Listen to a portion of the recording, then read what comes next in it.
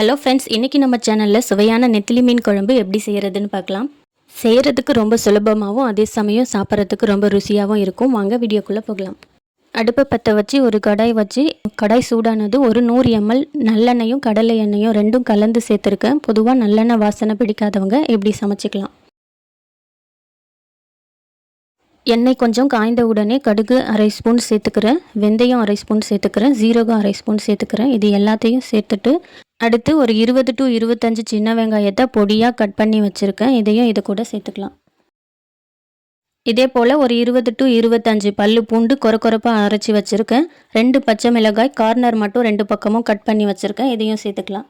பூண்டை இப்படி ஒன்றும் பாதியாகவே அரைச்சி சேர்த்துக்கோங்க. நல்லா மையம் அரைச்சிட்டாலோ இல்லை நிறைய பூண்டு சேர்த்துட்டாலோ குழம்பு ஒரு மாதிரி தித்திக்கும். அதுக்காக இப்படி கொரப்பாக அரைச்சி சேர்த்துக்கோங்க.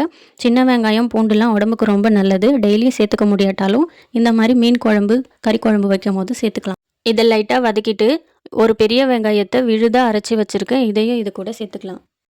இப்போ வெங்காயம் நல்லா சுருளை வதங்கிடுச்சு. அடுத்து ஒரு 2 தக்காளி, நல்லா பழுத்த தக்காளி பழத்தை விழுதாக அரைச்சி வச்சுருக்கேன். இதையும் இது கூட சேர்த்து நல்லா வதக்கிக்கலாம். அடுத்து ஒரு அரை டீஸ்பூன் அளவுக்கு மஞ்சள் தூள் சேர்த்துட்டு நம்ம சேர்த்துருக்க வெங்காயமும் தக்காளியும் நல்லா தொக்கு மாதிரி வர அளவுக்கு நல்லா சுருளை வதக்கிக்கலாம். நம்ம எந்த அளவுக்கு நல்லா குழைய வதக்குறோமோ அதில் தான் இருக்குது குழம்போட டேஸ்ட்டே. இந்த அளவுக்கு நல்லா குழைய வதக்கியாச்சு. இப்போ இதில் 1 டீஸ்பூன் அளவுக்கு தனி மிளகாய் தூள், 1 டேபிள் ஸ்பூன் தனியாத்தூள், ஒரு 2 டேபிள் ஸ்பூன் அளவுக்கு குழம்பு மிளகாய் தூள், இது எல்லாத்தையும் அடுப்பை சிம்மிலே வச்சுட்டு சேர்த்துக்கோங்க. இது எல்லாத்தையும் இப்படி எண்ணெயிலே சேர்த்தும் வதக்கிக்கலாம். அப்படி இல்லைன்னா புளி தண்ணி கரைச்சி வச்சுருக்கோம்ல, அதுலேயும் இது எல்லாத்தையும் சேர்த்து புளியோடு கரைச்சி ஊற்றிக்கலாம். அடுத்து கரைச்சி வச்சுருக்க புளி கரைசலை சேர்த்துக்கலாம். நான் ஒரு எலுமிச்சை சைஸ் அளவு புளி எடுத்து ஒரு 2-3 தடவை புளி நல்லா சக்கையாகிற வரைக்கும் கரைச்சி எடுத்திருக்கேன். நீங்கள் புளி அதிகமாக சேர்க்குறதா இருந்தால் தக்காளி அளவு கம்மி பண்ணிக்கோங்க. தக்காளி அதிகமாக சேர்க்குறதா இருந்தால் புளி அளவை கம்மி பண்ணிக்கோங்க. அப்போ தான் குழம்பு நல்லா பேலன்ஸாக இருக்கும். எனக்கு குழம்பு கொஞ்சம் திக்காக இருக்கிற மாதிரி இருக்குது, அதனால் கொஞ்சமாக தண்ணி சேர்த்துக்கிறேன். அடுத்து குழம்புக்கு தேவையான அளவுக்கு உப்பு சேர்த்துக்கலாம். நான் 1 டேபிள் ஸ்பூன் உப்பு சேர்த்துருக்கேன். பத்தலைன்னா டேஸ்ட் பண்ணி பார்த்துட்டு அப்புறமா கூட சேர்த்துக்கலாம். குழம்பு லேசாக கொதி வரும்போது கருவேப்பிலை சேர்த்துக்கலாம். நம்ம வெங்காயம் தக்காளி வதக்குறோம்ல, அப்போயே கூட சேர்த்துக்கலாம். இந்த ஸ்டேஜில் சேர்க்கறதால அதோட அரோமா குழம்புல நல்லா இறங்கும். மீன் சேர்க்கறதுக்கு முன்னாடி ஒரு 10 நிமிஷம் குழம்ப நல்லா சுண்ட கொதிக்க வச்சுக்கணும்.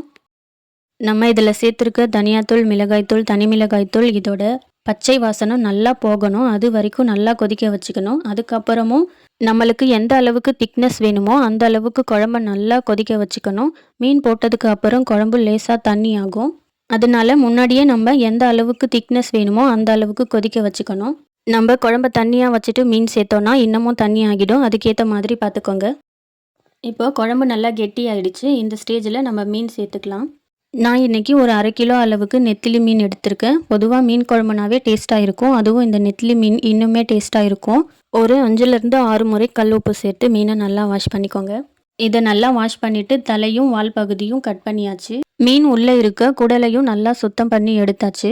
இப்போது கழுவி வச்சுருக்க மீன் எல்லாத்தையும் குழம்புல சேர்த்துட்டு மீன் எல்லாம் குழம்புல முழுகிற அளவுக்கு நல்லா மீனை கிண்டி விட்டுக்கலாம். மீனை போட்டுட்டு கிண்டிகிட்டே இருக்கக்கூடாது. அப்படி கிண்டிகிட்டே இருந்தால் மீன் உடஞ்சிடும். அடி பிடிக்காத இருக்கிறதுக்காக லேசாக கிண்டி விட்டால் போதும். ரொம்ப குட்டி குட்டி மீனுன்றதால சீக்கிரத்துலேயே வெந்துடும். ஒரு 3 நிமிஷம் லோ ஃப்ளேம்லேயே வச்சு நல்லா கொதிக்க வச்சுக்கிட்டா போதும். மீன் நல்லா வெந்து வந்துடும். இதுவே பெரிய சைஸ் மீனாக இருந்தால் ஒரு 5 நிமிஷம் கொதிக்க வச்சுக்கலாம். இப்போ 3 நிமிஷத்துக்கு அப்புறம் கடைசியாக மல்லித்தழையை சேர்த்து அடுப்பை ஆஃப் பண்ணிக்கலாம். அவ்வளோதாங்க, கம கமன்னு நெத்திலி மீன் குழம்பு தயாராகிடுச்சு. மீன் குழம்பை பொறுத்த வரைக்கும் மறுநாள் சாப்பிடும்போது டேஸ்ட்டு இன்னுமே கூட இருக்கும். குழம்புமே இன்னும் கூட கெட்டியாகி இருக்கும். இப்போ மீன் குழம்பு இறக்குனதும் ரொம்ப சூடாக இருக்குது. இதையே ஒரு 2 மணி நேரம் 3 மணி நேரம் வச்சுட்டு அதுக்கப்புறம் சூடான சாதத்தோடையோ அல்லது இட்லி தோசையோடையோ சாப்பிட்டு பாருங்கள், ரொம்ப டேஸ்ட்டாக இருக்கும். இந்த மீன் குழம்பு ரெசிபி உங்களுக்கு பிடிச்சிருந்தா பாரதி ஹோம் ஃபுட்க்கு சப்ஸ்கிரைப் பண்ணுங்கள், லைக் பண்ணுங்கள், உங்கள் ஃப்ரெண்ட்ஸ் அண்ட் ஃபேமிலிக்கு ஷேர் பண்ணுங்கள். தேங்க்யூ. தேங்க்ஸ் ஃபார் வாட்சிங்.